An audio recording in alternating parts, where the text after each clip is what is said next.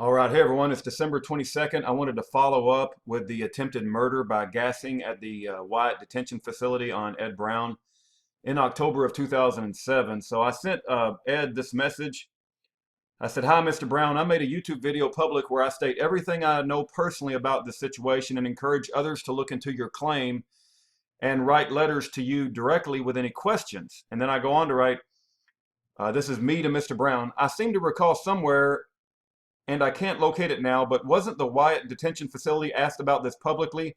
I seem to recall that they said there was an industrial cleaning spill or something like that, and they admitted noxious fumes entered your cell, but it was due to an accident in the facility. Does that ring a bell with you? I can't recall where I read this or heard this, but for some reason it is stuck in my mind." And then I wanted you to read, I wanted you to hear and read Edward Brown's response. Okay. He says, "Rudy, you are correct. You are correct, Rudy. Now I ask you, how do you have an industrial accident at precisely 7 p.m., 7 p.m., I think he mistypes that, I think it was 8, and 7 a.m. on 3 separate days in a row while an inmate is in a SHU, special housing unit, being monitored every half hour? The warden admits to the accident, in quotes, and not one of the guards would respond to my pressing the panic button or when I screamed at them each time they went by. I demand to be put in front of a bluebonnet grand jury to make my claim, plural. I demand reciprocity to the SHU staff. Does anyone know that chlorine gas was used to kill the enemy in World War I and World War II? In Europe, it burns real bad. It hurts even worse. Listen to me very carefully. When the Germans gassed the Ashkenazi Jews in World War II, they killed them the first attempt, every time." Well, I've got my own thoughts on that. I would ask everybody to read a book by David Irving. I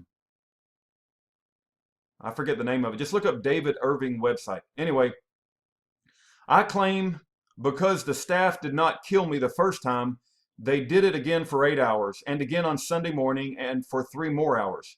I survived because I had a 1-inch space at the bottom of the solid core steel door.